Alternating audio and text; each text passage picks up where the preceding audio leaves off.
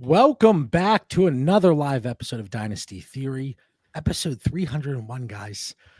I'm John Bauer, Finding an X at the Bauer Club. You know I'm joined by Dan Lamagna at Coach Dan Dynasty off the heels of SummerSlam. Dan, I know you're a little upset. Yeah, man, it was like a great night one. My girl Tiff won. Night two was tough. My boy Cena lost, but I do want to just start the show. Quick shout out for my boy Braden, 15 years old today, guys. It's his birthday. So I think he's old enough to draft in fantasy football leagues, as we were talking pre-show. We're going to break him in Canton, Ohio coming up. So just a shout out to the boy. Happy birthday. All right. And we got Mitch Sorensen at Dino MC. What's up, Mitch? That's awesome, dude, because my 14-year-old just got invited to like my friends like fantasy leagues. Like this is he's played a little bit of fantasy, but this is his real first year actually like in a league that, has some payouts at the end of it. And so he's really, really excited. So it's kind of funny how you're my boy kind of just end up doing the same thing, the whole football thing, fantasy football, all that good stuff. I love it. I love hearing this. JB, how old is your boy now? Six. Soon to be six. Mitch, like you and I are 14, 15-year-old kids. Mm-hmm. JB's boy is there in spreadsheets right now with data. John has like 5 monitors around his bed in his room. I can see this dynasty genius forming. Like, it's crazy. He wakes up, he's talking about yards per route run. I'm like, oh man, wow. Anyway. Yeah, I know. Poor her. She's a saint. We do have some fantasy football things we do want to talk about. Training camp is underway. A lot of things going on, guys. And we want to get down to it. And we want your opinions, Mitch, Dan, everybody in the live chat. If you're watching back in the comments, we want to be able to weed through some of this. What camp news is relevant? What should we be paying attention to? What is complete rubbish? What is just noise?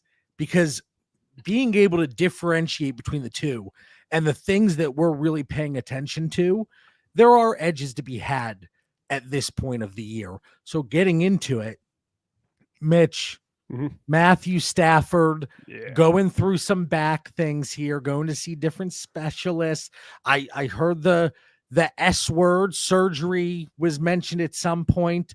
What are your thoughts on Matthew Stafford? We've talked about him a lot as that low end quarterback two from a dynasty perspective, and maybe a quarterback that you would like to have as your bye week fill in or whatever the case may be, but then also the way it impacts the weapons around him. Yeah, it's huge. This is like the biggest kind of news that I think we have, because love Stafford. I have a lot of him on my rosters. And because he's the wide receiver maker, it makes me want Devontae Adams, makes me want Puka Nacua. I mean, that offense is going to go as Matthew Stafford does. But he's always had these back issues. And now he's 38, 39. Back issues hit a little bit different at that age than it does 10 years prior. My biggest worry is Jimmy Garoppolo. So he's actually on waivers in about 30% of my leagues. I went out and I put in a bid on every single one of those when he was out there. Mm-hmm. And my biggest thing is he just doesn't make anybody around him better. I went back Garoppolo's last 40 games. So this goes back to the 2020 season. He has one single game that he's thrown for 3 touchdowns in 40 starts. It's just what he gives you is, hey, it's a start that week. That is it. He is not elevating any player to where Matthew Stafford does that on a weekly basis. And so, like I said, I probably have 15, 20% of him on my dynasty rosters. So if he's out, it's going to hurt me pretty bad. And he's at the age to where if any more news comes out to where he has that injured back, I don't even know what you could really move him for. Are you going to trade a quarterback like that for a mid-second? Because that might be the best that you could get if this. I don't even think you get a mid-second. That's what I'm worried about, man.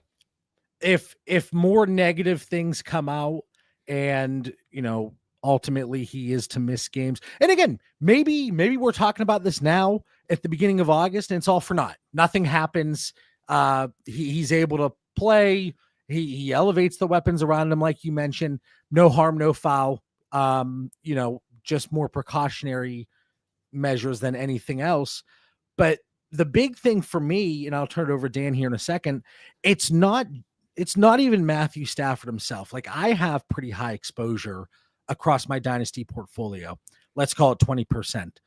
But again, most of those situations, I'm not relying on him on a weekly basis. He is that guy that's my quarterback 3 on that roster, and I can make that up elsewhere. My big issue, and it's not even Puka Nacua because Puka Nacua, it's not even him because, yeah, maybe production takes a dip, but he's still young enough. Sure, that's fine. It is the Devontae Adams shares because he seemingly was in such a smash spot, and it is kind of a wait and see situation. I'm not looking to move Devontae Adams for pennies on the dollars because, again, people in your leagues are paying attention to this. This is the big piece of news circulating right now, and there is that trickle-down effect, how it impacts the rest of this team. Kyron Williams, we talked about how many of his points come from touchdowns within the red zone. Well, how often is he going to have the chance to be able to capitalize there if that offense is struggling with Jimmy Garoppolo? Or Jimmy Garoppolo comes in and he's slinging the ball left and right and he puts up 300 yards a game. Maybe that's more copium than anything else. But Dan, what are your thoughts? Again, not just with Matthew Stafford, not just with Jimmy Garoppolo, but the trickle down and the impact it has on the other weapons. I really feel bad for anyone who has Stafford and is relying on him as QB2, JB, unlike some of those QB3 scenarios that you're talking about, because you could be stuck in a situation where, okay, hey, I got to rebuild this quarterback situation eventually. For whatever reason, your roster put you in a point where you're banking on him as QB2. Cousins incoming if it happens. Hey, that's a good one, Tony Perez. Like Tony calling it out. Cousins, let's go. Make it happen. The second McVay knows this isn't going to get better and he's not happy with Jimmy G, this is a win now roster that would do that. For my rosters, I mean, I only have one share of Stafford. He's my QB3, so I'm not too worried. This is where the age discrimination comes in. He's 37. Devontae Adams is 32. This is the last thing you want. And when you listen to McVay's most recent words, he says, I'm very concerned for the start of this season. He's talking about him doing lighter cardio, core work, functional strength surrounding the area, avoiding a setback. He will be easing back into football in the near future. Like, I've been becoming a little bit of an expert on the back because my boy's going through a back injury. And sounds where, like, my boy went from heavy rehab, getting ready for the season, to he's got to start back to square one. And when I'm hearing that about Stafford, I mean, maybe he's a little bit ahead of square one. I don't know exactly where he is, in his rehab timetable, but that doesn't sound like incredibly far along. So what we got, like 1 month before the season starts, and I can see a ramp up there, but man, I'm nervous. And you're talking about a 30, and I know Stafford's tough as nails. We see that on Twitter too, right, guys? Oh, it's Matthew Stafford. No doubt he'll be back week 1. He's Superman. Like he has been for his career, but he's 37, man. Those backs don't heal as quick when you're 37 compared to when you're prime Matthew Stafford or 32, 33, 34. So I'd be very worried for those that have those shares. And I don't know how you get out of that, JB. You got to really be looking to move something on your roster. Mitch, perfect segue there. How are we going to be able to get off of Matthew Stafford on our rosters? Because I'm looking at Fantasy Calc right now, and if it's within the position, if we're going down, can you move him for Aaron Rodgers straight up? No. Then, I mean, from a 1-for-1 perspective, like you're looking at a Daniel Jones, Russell Wilson, Aaron Rodgers. If you want to take the shot on a Shedeur Sanders, he's down there. But I don't even know, like, can you do a 2-for-2 swap or add to Stafford to get Geno? Maybe that's. I mean, you could. The thing is, you're going to have to try to attack teams that have a third quarterback that are willing to take Stafford on, because if that other team only has 2 quarterbacks, and probably 8 teams in your league are set up like that to where they have 2 quarterbacks, no one else behind them. And let's say, you know what? I'm just going to go up and get a Justin Fields. It's going to take whatever Justin Fields is worth to go and get him, and you're going to have add Stafford on top of that value in the first place. And so go ahead. Or is the play, because you said something that sparked it in my head, to move Stafford to a team that only has 2 quarterbacks potentially and do something cross positionally. Yeah, that's going to be tricky. It's not going to be a very easy get out of Stafford. There's going to be multiple moves that you're going to have to make. But hopefully, like, you kind of didn't put yourself in that position in the last 6 months by not, upgrading your quarterback position at all. If you were walking into the season as Matthew Stafford as your quarterback too, you kind of always have to worry that this injury thing's going to happen. Yeah. So here's to hoping that you're not stuck with him as your quarterback too. Everything's fine. Everything's going to be okay. But no, this is legit news. This is like, we talk about the training camp stuff that matters. This one matters a lot. Well, really quick. What about Devontae Adams? Mm-hmm. Are you in any rush to move off of him if a contender comes knocking and they're like, maybe I can find somebody that's panicking and I can get him at a really nice discount? What's the offer? 26 second. Nope. The problem is if it's a contender, it's going to be a late second. Nah, I'm good. What if it's somebody else's second? Just for if it's like the 201, 202, I probably do that anyways to kind of move off of an Adams. So yeah, but I mean, if it's the 205, I don't. It's just not enough there. We see who we draft at the 205, and I know there's liquidity in that draft pick. I'm just going to keep Adams. Dan, what about Adams or Michael Pittman?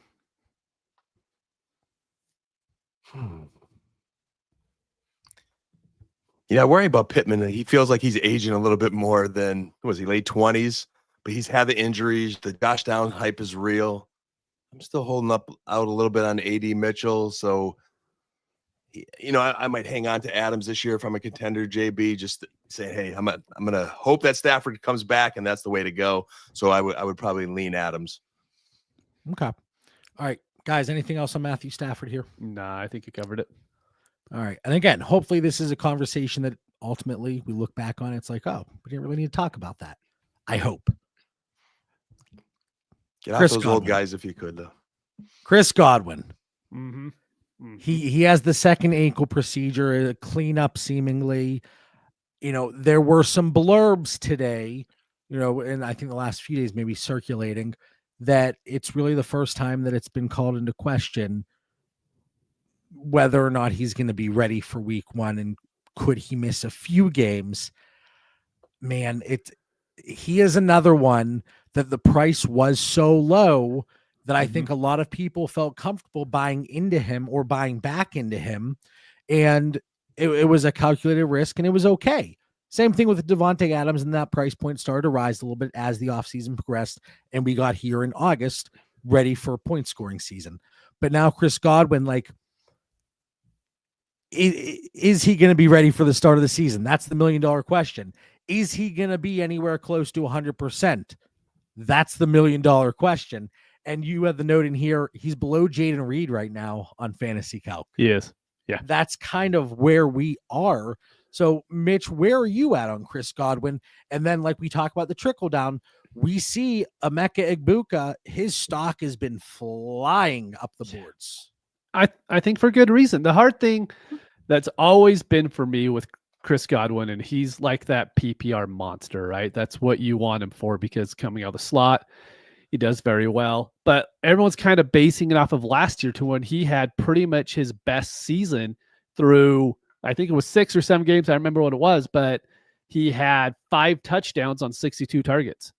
I mean, the previous 2 years, he had 142 targets, 130 targets, and he had 3 touchdowns one year and 2 touchdowns the other.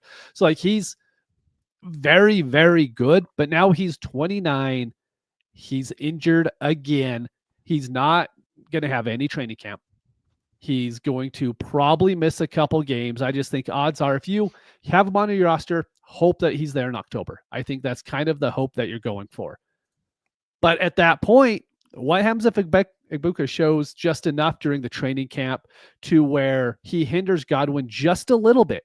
If you take Godwin down to 100 targets instead of the 120, 125 a lot of people have him projected for now, if he goes down to 100 for the rest of the season, that's really scary. Even the only good thing is he's at wide receiver 44 value right now, so it's not going to kill you. But I don't know how much upside is there if this injury keeps him out all training camp in the first few games of the season. Yeah, I'm with Mitch, man. Like, here's Godwin, who I was kind of out on even before any of this going into the year. I think his injury was so severe. He's 29, as Mitch says. So I'm kind of like just chalking this year, which makes him a 30-year-old receiver next year. Now, again, I'm sure he's going to come back this year and give some production later in the year, probably. It's a great passing game. But, like, Mike Evans is 31. He'll be 32 in August. Like, Buka is just moving up my ranks. Like, he is between 20 and 30. I know you're waiting for that last name that I can never pronounce. It just isn't meant to be right now, man. But I like Emeka. He's rising. I'm out on Godwin. I'm just concerned about those aging receivers. And I think Tampa Bay knew what they were doing. I think he's their future number one wide receiver in Tampa Bay. And you mentioned Jaden Reed. And let me just touch on those rankings. I have Godwin 51. You said fantasy calc 43. Ooh. So just to give you an idea where I'm at with them. And I have him right around that Jaden Reed category. I know there's a lot of comments about Reed in the chat.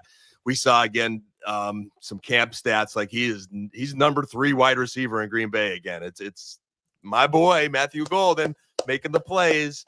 Dobbs number 2. And when that slot positions, 3 wide receivers are there, that's when then we're seeing Jaden Reed. So for us Jaden Reed truthers, I don't think it's a great situation. So, Mitch, you said the Emeka Egbuka hype certainly seems warranted.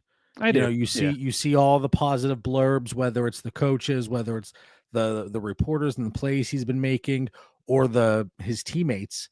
Like, he is going to have a prime opportunity here with Chris Godwin obviously battling through all the injury stuff. And does he play week 1? JB, a question for you both. I'm curious, when you look at your rankings and you look at Emeka, and I'm higher on Golden. I have Golden up a little bit above him. Mm-hmm. And I could definitely get the argument, liking Emeka more. The 5'10" receivers that are in front of him, like, if he becomes Tampa Bay's number 1, he could catapult up those rankings. Mm-hmm.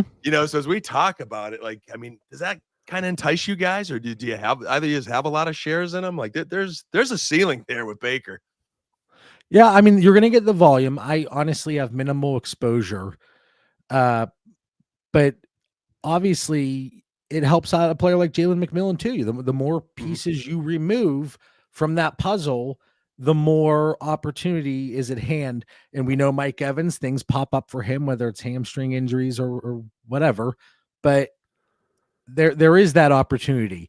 And Emeka Egbuka, he's a player that had the draft capital. He had that pre-draft bias. He has, the pedigree that people like, and you keep getting these positive reports. He's now up to Dynasty wide receiver 19. And we had a trade question in the Discord earlier.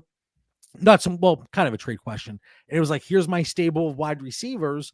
Which one should I explore trade opportunities for? Mm-hmm. And based on the receivers that were provided, there were some really nice high-end receivers. And then Emeka Egbuka, I think the opportunity there to move off him at a really nice price is possible.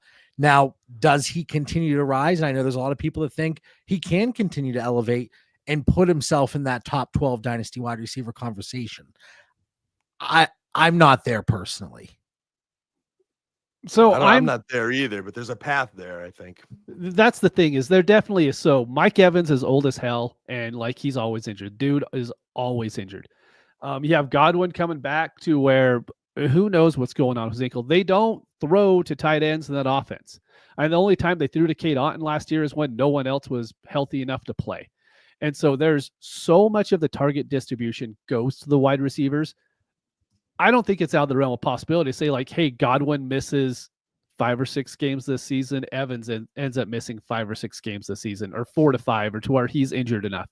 And then Egbuka can take off. McMillan can take off. And so while top 10 isn't there this season, I think a JSN type of ascent could easily happen for him. So he's a top 15 guy. Will I pay wide receiver 19? No, because I think people are out ahead of it there. But if I could get wide receiver 25 to 30 value on him, then yeah, I'm good picking him up just about anywhere. You're not getting him at that value. No. Probably not. That's the thing, though. Should And say. that's why, right. but that's why a lot of this stuff matters, is because if you're not early, we have a player I'm going to talk about later. I guarantee you both will disagree with me on him, but it's because of just how high value can get with some of these players. If just this little injury happens, nothing's even happened on the field yet, but it's like, oh, hey, Godwin's injured. We all knew he was injured, but hey, he's going to be injured for a little longer than what we thought. Then all of a sudden, Egbuka goes from wide receiver 30 up to wide receiver 19 in a week. And that's all that it takes for rookies like this for that to happen. Mm-hmm. Yeah, it takes one splash game early and the opportunity being available.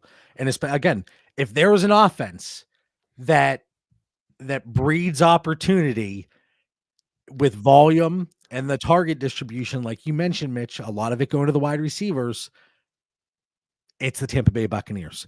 Yeah. The next one, and Dan, you were a little snarky in our chat. You said, I love whenever you mess with the notes after I've gone in there and I've done my stuff. But there's stuff that popped up today. On Friday, apparently, Cam Scatterbo tweaks his hamstring. There were some questions to a beat reporter on a show, and he was talking about the Cam Scatterbo Tyrone Tracy situation, and he said 100% there's no doubt Tyrone Tracy is the running back one in that room. He said even before Cam Scatterbo injured his hamstring, it was Tyrone Tracy. Maybe, and he actually said maybe you get Cam Scatterbo sprinkled in third down and passing work, which is kind of surprising just based on what Tyrone Tracy excels at as well. But Dan, you look like you're furrowing your brow a little bit. Do you disagree already? JB, all these reports, all they had to do was listen to Dynasty Theory, like, I don't know, 2 months ago. and I was talking about Tyrone Tracy being the number one in New York. You know, we were on that here on the show here.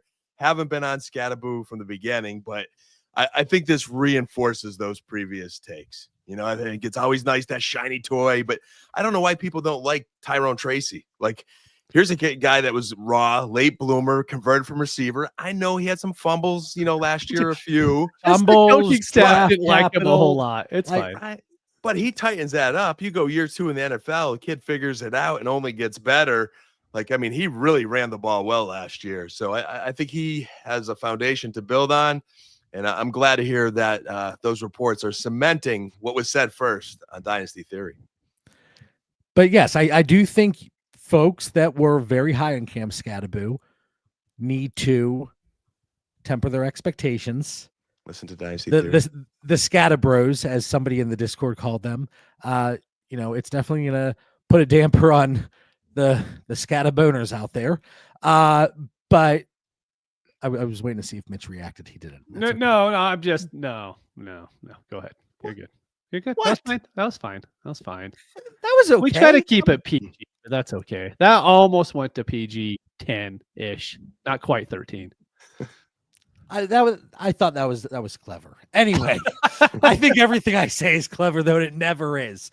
But yes, just not much to dig into here. Tyrone Tracy probably being more of a buy than people wanted to let on. Cam Scatterbo, temper the expectations, and we'll see how things progress with this hamstring. Travis Hunter, wide receiver 2 on this unofficial depth chart. And typically, when we get these unofficial depth charts, I'm like, oh, forget about them. They're garbage. Don't ignore them. Like Justin Jefferson was the wide receiver 3 on the depth chart whenever, whenever he came out. Malik Neighbors, I think he was lower. Like all these people, like it doesn't matter. But this is one thing that I think does matter. It does. Travis really Hunter, this is a huge question mark. How is his time going to be split? And he is listed, again, unofficial depth chart here on August 4th. Travis Hunter, the wide receiver 2 for the Jacksonville Jaguars, starting wide receiver, and then second string cornerback. So if that's any indication, people that invested in Travis Hunter up to this point have to be very happy with that. Thank you. And Dan is invested quite heavily. Yeah. I know. That's my dog, boys. He is the real deal. Backing it up, and I don't care about those depth charts. That we are talking about. Hey, what do we believe or read? Like to me, that's just Captain Obvious. He was going to be the starting receiver for everything that they invested in him. He's looking great. Everything sounds great out of camp. I just think he's a generational player. The Jaguars mortgaged their future and their firstborn to have him. I'll take as much Travis Hunter as I could get. So is he a generational player that's going to be top 15 overall? Top 20? Is he even going to be top 20 this year in wide receiver rankings by the end of the year? Points per game. Dynasty, I've got him in my top. I know you do. I'm right just saying, now, results-wise, this generational guy, is he going to finish top 20 as a top 20 wide receiver points per game wise this year?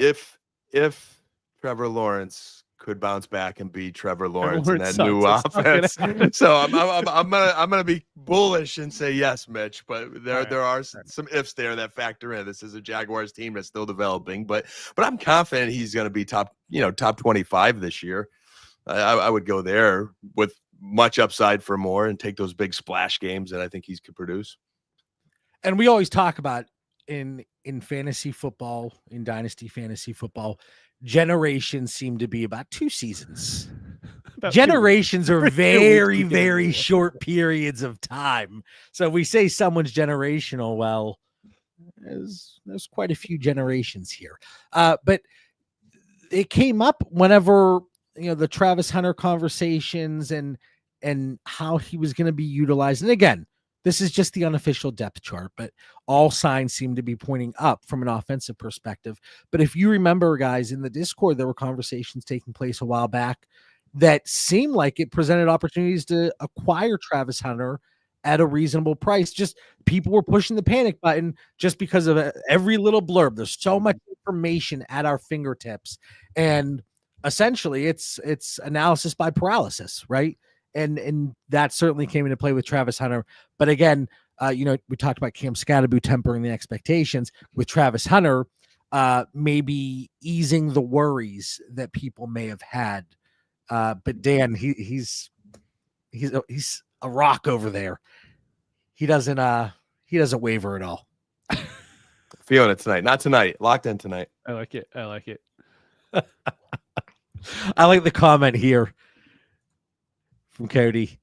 The way generational is thrown around, these kids are now having their own kids while in the womb these days.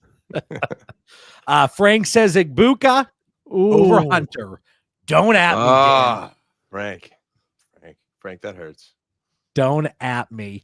If you're watching live, if you're watching back on the YouTube channel here, hit the like button. I know you're subscribed to the channel, but just in case, double check. Leave a comment. Any topics that you want to hear moving forward, we're more than happy to hit on it. No, the episode's not over. Just a little mid-episode break here.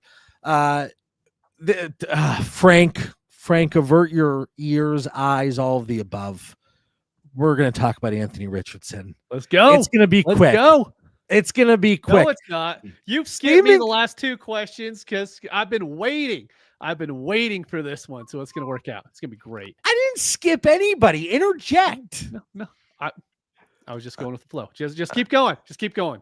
I'm intrigued with Mitch's take coming up. Come on, JB, get us there. So Anthony Richardson having an excellent camp. Now it did sound like he had a little bit of it. He had a shaky Saturday. You put these notes together, though. Reports are good. The reports are good. But now it sounds like with the quarterback battle, both guys might play, him and Daniel Jones. There are question marks. I don't invest in Anthony Richardson.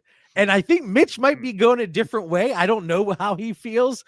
But if you have Richardson on your dynasty roster and in any shape, way, or form, this presents an opportunity to move at his current value, just get off the ride.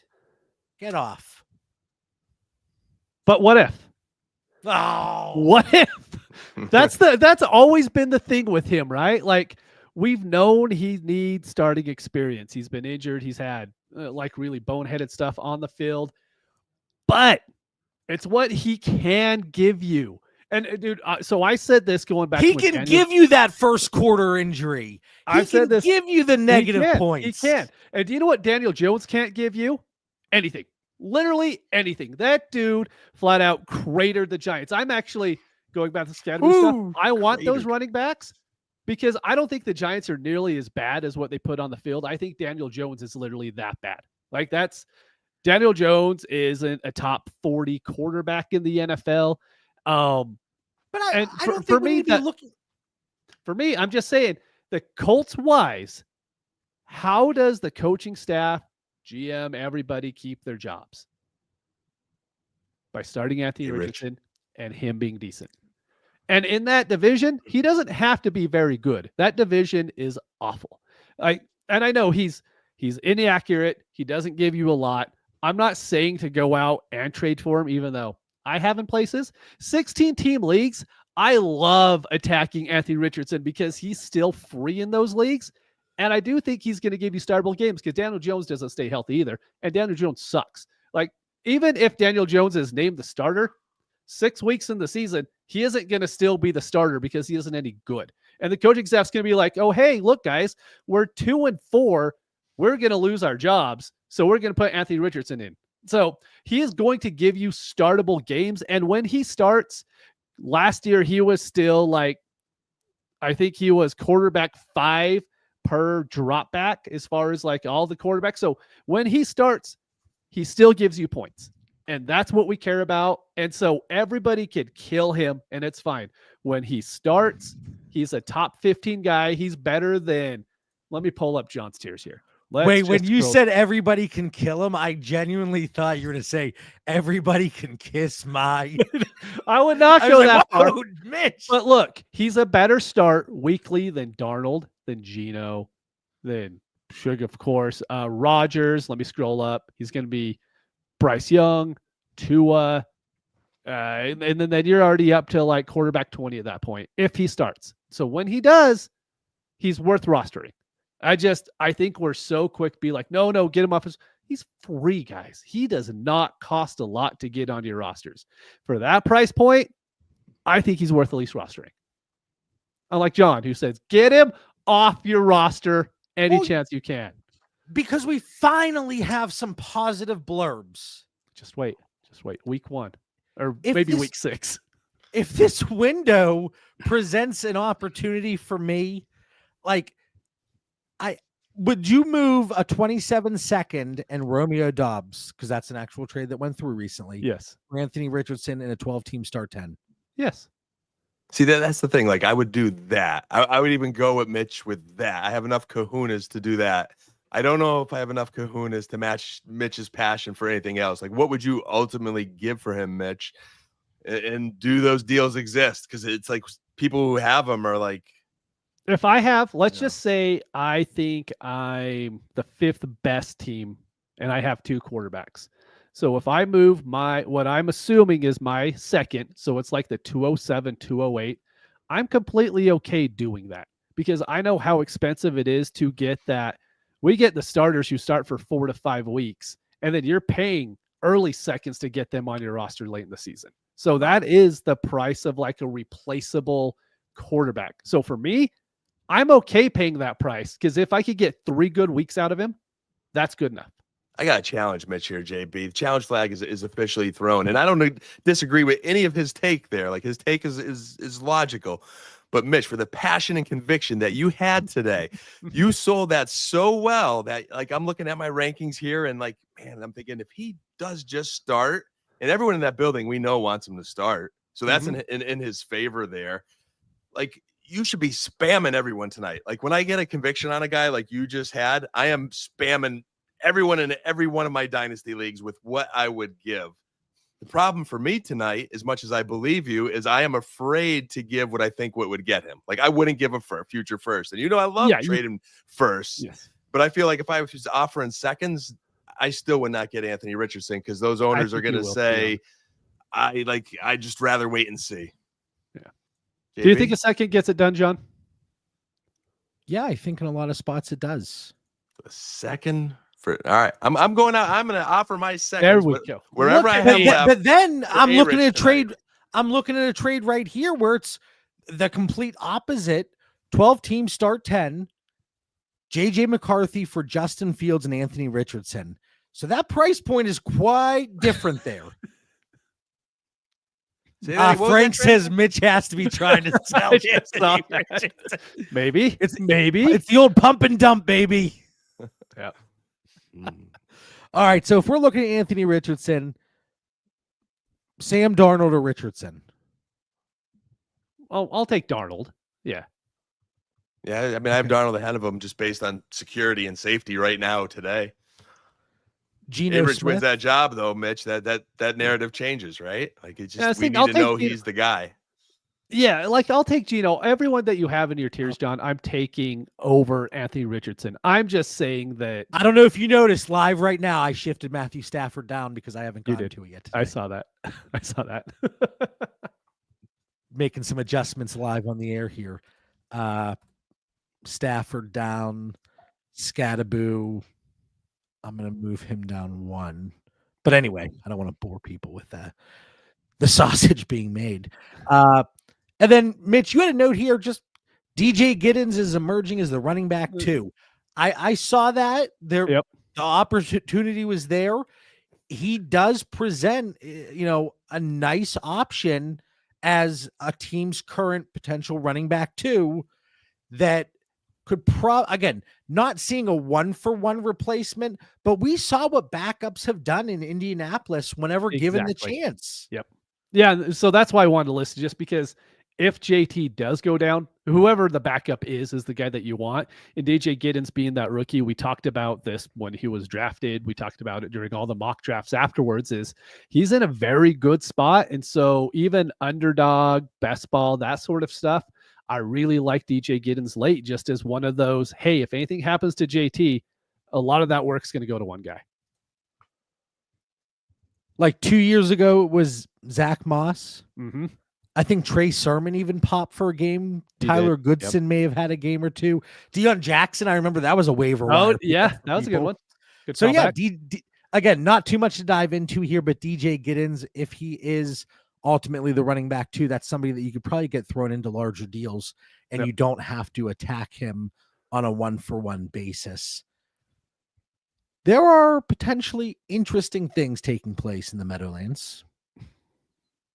Jackson Maybe. Dart, Maybe. he is starting to put some good practices together. There's that lack of hype overall for him as a prospect. Every year we have that wide receiver quarterback. He's not getting too I many was wondering snaps how to you're going to wide work the wide receiver. receiver take in there. I thought there was going to be some, tangent there. Nope, just a brain fart. But with Jackson Dart, he's that quarterback that gets the first round draft capital. Yeah, a little bit later in the first, but there's always that quarterback that slips in rookie drafts. And for Jackson Dart, that he was that guy this year. Now, have you seen the Russ Wilson moon balls to Malik Neighbors? That could Sure have. Could be a pretty sight. JB's roster I'm share is very excited with Russell Wilson's moonballs. I'm just looking at Stafford or Anthony Richardson. I missed that comment from when we were on AR. I'll still take Stafford right now. I'd roll the dice on A-Rich because neither of them Yeah. is going to be my quarterback too. I don't want no 37-year-old quarterbacks on my roster. That's a very good point. Very good point. All right, we got Giddy for Giddens. We got DJ Giddens is my boy. Somebody drafted Giddens at 312. I think I scooped him in the early fourth in some most rookie drafts have been completed for quite some time. So lucky I can remember what I did yesterday. But so Jackson Dart, is he ultimately going to elevate himself to a position where he's going to get significant playing time to get that opportunity to rise in value here relatively early in the season? But again, like I caveat this with, I don't know if he's really going to rise in value because the expectation is he's going to play this year. So it's not like when he does play, are we going to see a spike in value? It's not like something that, like Michael Penix. Oh, he might have to sit 2 years. He might have to sit 3 years. But then he starts in his rookie season. So that was kind of a pleasant surprise. Jackson Dart, like the expectation is he's going to start eventually. Mm-hmm. So do we what are our thoughts over here on Jackson Dart? Is this And why don't you go ahead on this one? yeah, mean, let's hear it. I'll be glad to kick this off. And in the show notes, the question that was brought up was, do we feel like this could be a Bo Nix type situation? You know, some lack of hype or some concerns that there was with Bo Nix. Although I remember I liked the Bo Nix prospect at one point. You know, Auburn and Oregon, there was like, you knew there was some potential in this kid. I don't think maybe many of us anticipated it working out as good as it has so far. But when you talk about Jackson Dart, my answer to that was nope. Like, the only question I have here is, at what point will the New York Giants turn away from Russ Wilson, depending on how the season goes? And then, you know, the later it is, the kind of worse it is, because you're hoping to get some Jackson Dart starts sooner than later, but it could take a while. But I think, if anything, he'd be the next Derek Carr versus the next Bo Nix. And we kind of know how we feel about Derek Carr. Like, he's okay, right? He's okay in a good situation sometimes. I struggle to get excited about Jackson Dart. Mitch, what's your ideal situation, if there is one, where you have Jackson Dart in your roster? Like, what's your ideal quarterback build where you have him rostered? I have him on a lot of teams. So I just wanted my quarterback through it now. So to me, I asked this question because we do have these quarterbacks a lot.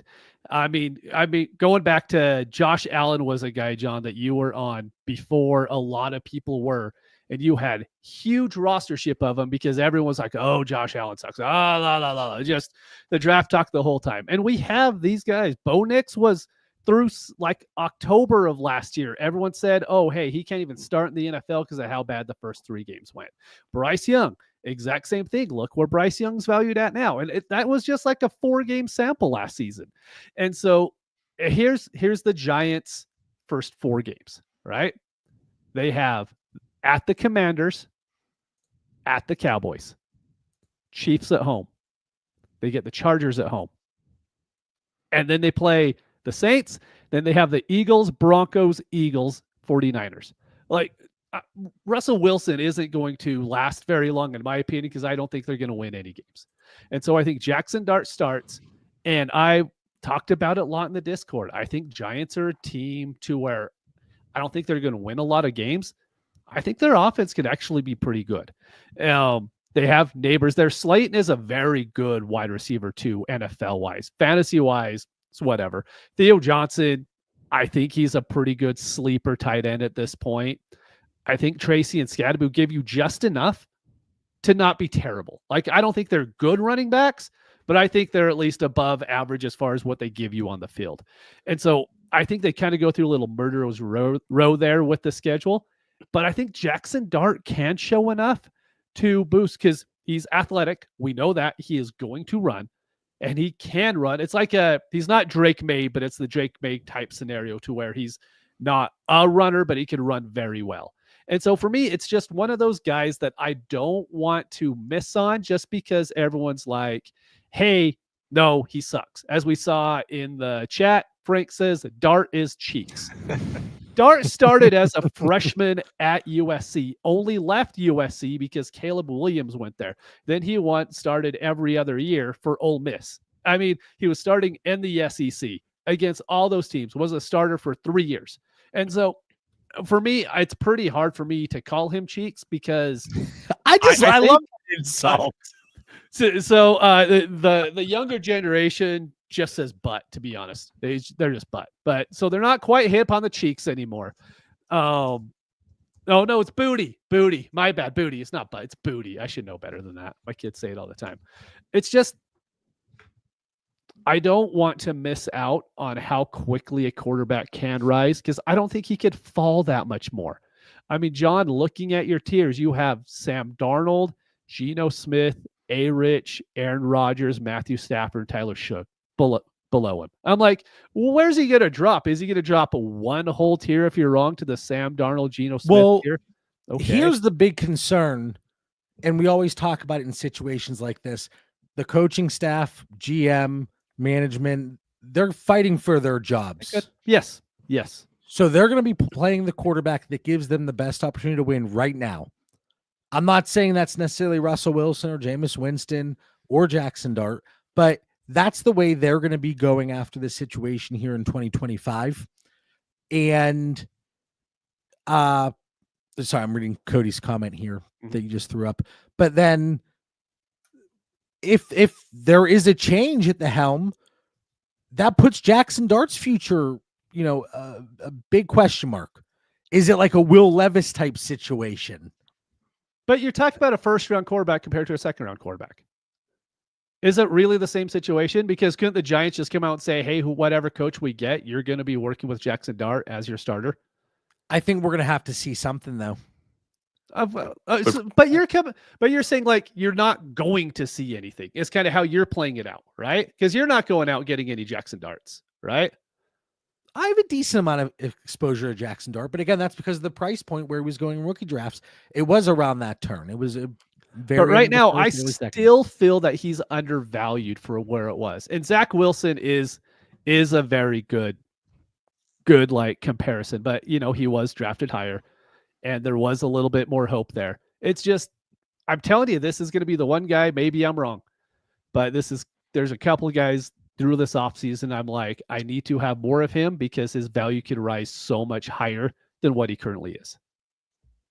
Based on what Mitch said, like I fit in that tier, Mitch, of like, I'm not going after him. My expectation isn't there. Maybe similar to Cody's, as he says, hey, the way NFL evaluates, I'm factoring in, I think the Giants coaching staff could be gone. And then some new staff comes in, and eventually they, with this tough record they have this year, they end up drafting somebody. But to your point, like where he is in the rankings, hey, none of us are for sure, right? If he does turn out to be decent, there's talent around him. They've got an elite wide receiver. You named a few guys that are very good. Like there is talent on that roster. They've got a good defense, so that I think that could help them out a little bit. So there is definitely a narrative there where he makes it. I think I just fall in that bucket of, hey, if they're not in my top 22, I don't want them. That might be where it goes to Frank's tiers. Like I feel like Frank's tiers are similar. He's just harsher. They're cheeks if they're not in his top, whatever his top list is. I'm not sure. I did not have on my bingo card that Dan was going to say cheeks tonight. Love it. So, Dan, you would say that in your book, Jackson Dart is not going to be generational? Is that he fair? Is not going to be generational. Come on, JB. That's Travis Hunter. That's Ashton Genty. That's those kind of guys. Okay. All right. So we'll see if he can continue to put some good practices together. He can overtake Russell Wilson eventually, but that's going to be pretty difficult because Russ, well, we all know how good Russ is. Here's a situation I do think is interesting. Aaron Jones and Jordan Mason, they're splitting work for the Vikings during training camp. Do you think this is the best chance to get off of Aaron Jones before the season actually kicks off? And should we be targeting Jordan Mason at that reduced price tag that he's going running back 34 on fantasy calc for dynasty purposes, and I think right around that range for like best ball redraft, I think. So Dan, what are your thoughts? Because I know obviously you do your rankings for just season long. So how are you viewing this split between Jones and Mason? I mean, I think it's a 1A, 1B situation. I think there's a very good offensive line with a young quarterback, a team that wants to run the ball, and they're going to run the ball successfully. Like, I wonder if it makes it hard to get off of Aaron Jones, JB. And like for a contender, I love him. Like if I have him on my roster, he's going to help me win this year. So that's my argument to buy him. As Frank says in the chat, ages Dan. I don't want Aaron Jones on my team because I know it's only a year or two before like the bear's on his back and he's useless on your roster. So he's, to me, only good in a win now situation. And then I think it's great news for those that hung on to, or, I'm sure got at a pretty good deal, Jordan Mason.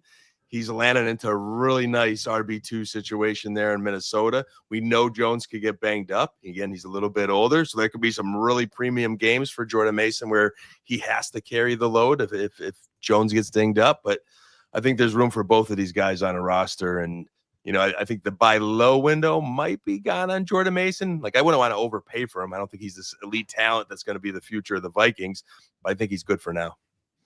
So would you say maybe he's somebody that we should be looking to pivot off of and sell? I mean, if I could get a second round pick for Jordan Mason, I'd be interested in that. Okay. But outside of that, like, I don't think you could get much more, and he might just help your roster. So, Mitch, looking at it, obviously, it's if you have an Aaron Jones, it's gonna be difficult to move off of him, as are a lot of these older running backs. I mean, go try to move. He's banged up, but go try to move Joe Mixon right now. People are talking about could you even get what would be a late second, and I don't know if you could in a lot of situations. I don't think so. So with Aaron Jones, if you have a contender and if you're looking to bolster your running back room, obviously timing can come into play because it's like, why make the move now? Why not just do it when I really have to? But would Aaron Jones be somebody that's on your radar, or do you think Jordan Mason eats enough into the situation that you're okay holding off on any move involving Aaron Jones? I'm good. I'm good going for Aaron Jones, but I'm not going to move like a second for him like Deb brought up. And I don't think you could probably send a third and get him because whoever has him is probably just be like, well, he'll die on my roster for that point. But I think using him in package deals, if you're doing like a 2-for-2 deal, value's just a little bit off, get that Aaron Jones added in. I think that's a very good way to get these older veteran running backs. And with Jordan Mason, he would be a guy I would be in on if I could get him off waivers, but he's not available in any of my 50 dynasty leagues. Like he's not going to be available. Not a single. That's it. You know what I mean? And he just doesn't give me enough. Be like, you know what? I want to go out and pay a second for him. If it was an early third, maybe. But here's the thing with Jordan Mason. I think there's going to be 30 other running backs that you could get for that same price that are going to end up producing close to what Jordan Mason does weekly. It's just one of those things to where, do you want to make your shot now and go grab your Jordan Mason, be like, yeah, maybe it's a 50-50 split, Aaron Jones goes down, or do you save that for later in the year? You get the running back that actually goes down, and then you could pay that third for that 3-week fill-in running back that we know happens on a weekly basis after like week 5, week 6. They're going to cost a second at that point if they're the guy putting in the 3-week stretch of great numbers for Minnesota, which to me is too much.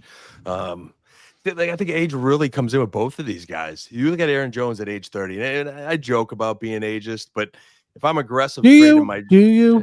I mean, I am, but the point being is the way I build the rosters, where if I am aggressive on a lot of my rosters, I am trading more of that draft capital. I don't want a 30-year-old running back on my roster. I just don't. And we just see it way too often. It's like you don't even see it coming sometimes. I mean, think of all the good running backs that just fell off a cliff. The Zeke Elliott's, the Dalvin Cooks. There's a million of those, Leonard Fournette's, million of those examples. And they were high first-round draft picks in their careers at some point, and it just ends. And even Mason's 26, undrafted. He's just a role player who's solid, a good system running back. They're just not those dynasty gems that really excite you. So, again, I think there's value of having them on the roster, but they are the JB price dependent as they come.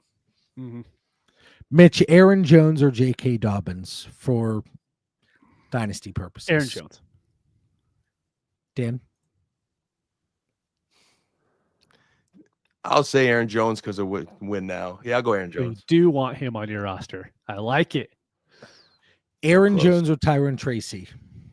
Tyrone Tracy. Tracy. Jordan Mason or Travis Etienne? Travis Etienne.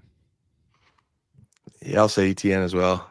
I really think the Jaguars are going to trade a running back. Really, really still think at some point, and I could be way wrong on this, but they've just got, Etienne. Bigsby looks like the number one.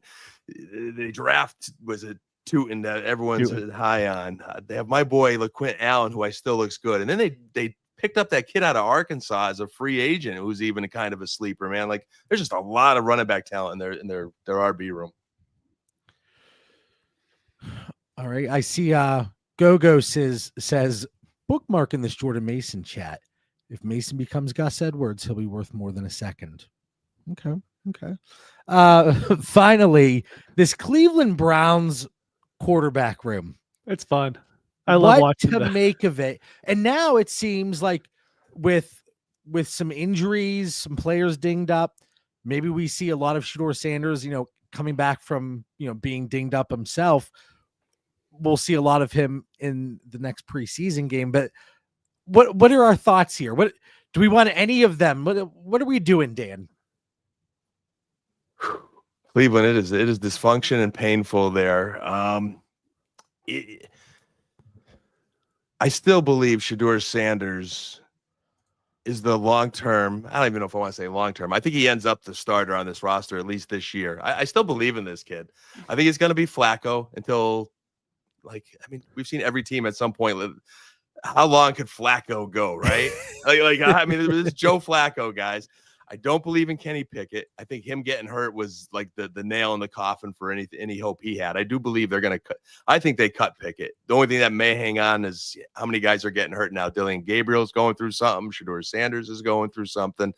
They signed Snoop Huntley today because all these arms are down at camp. I think he's just going to be a camp arm that they need. But again, Shedeur Sanders has the best tools out of everyone other than maybe Flacco, who I love for fantasy, but he's 8,000 years old and is not a long-term answer.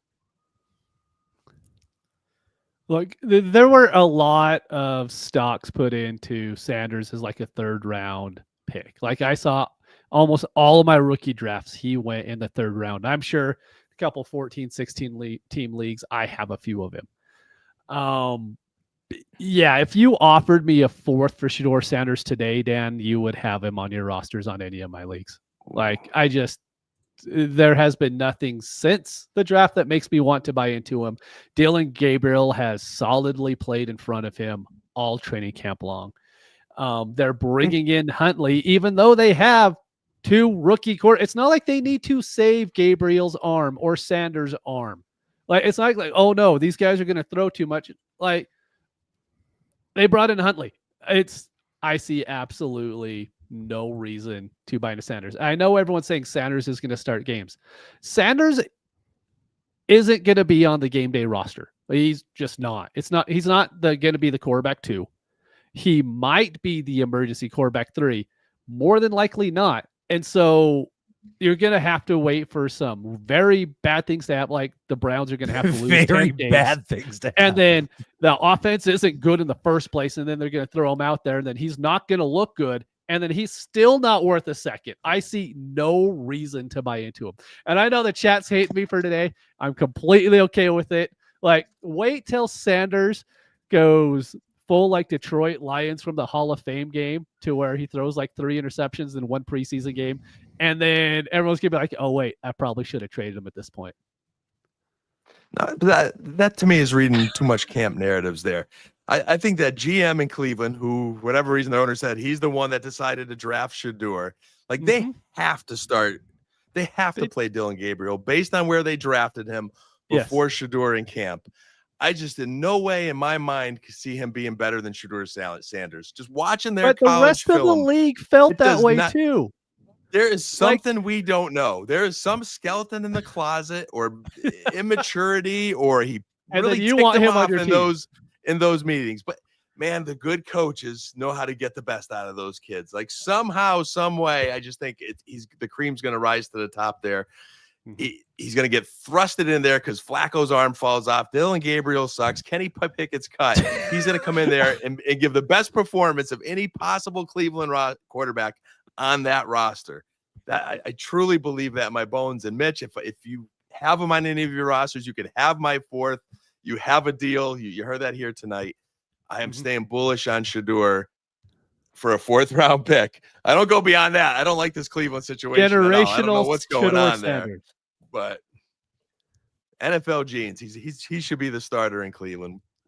In some time. Flacco in the beginning, but it should go to Shedeur, just like Jackson Dart. It should eventually work its way to Shedeur. Maybe Shedeur Sanders should have been in that American Eagle ad and said it's in the genes. You should be his agent instead of his dad, JB. Right there, you're giving good advice already. That ad took off. I don't know if it would have taken off the same way if Shedeur Sanders was in it, but we'll never know. We'll never know. All right, Dan, for the 301st time here on Dynasty Theory, what do you got for our listeners? Final thoughts. That was a fun one again, boys, and much love to everybody in the chat making another fun episode. But just my final thought is, if anyone is either thinking of or planning on going to the Fantasy Football Expo in Canton, Ohio next weekend, please look for me. I always love to meet our listeners or network with any other podcast hosts. So I'll be there in Canton, Ohio, drafting, hitting the expo. Hope to meet some people there. Mitch, what do you got? I'm just happy we have real football to talk about. I know it's just training camp, and there was a lot of discussion in the Discord this week of like, hey, what news should we care about? What news we shouldn't? It's really injuries like we talked about the whole time. It is young players who can be gaining value. If you come out here, I'm just going to pick out a name. Romeo Dobbs is having a great camp. I don't care about that stuff. That stuff doesn't matter to me at all. But it's the young guys who are ascending, and it's injuries that are continuing to be injuries, and that's what I really care about. Yeah, it's not a matter of coach speak or hype videos. It's things that really we should be looking at, like Mitch said, and things that could potentially move the needle and impacting early production for fantasy purposes. Make sure you like the video, hit the subscribe button. A lot of great content hitting the DD Fantasy Football YouTube channel pretty much each and every single day. For Mitch Sorensen, Dan Lamagna, I'm John Bauer. We'll catch everybody next week. Peace.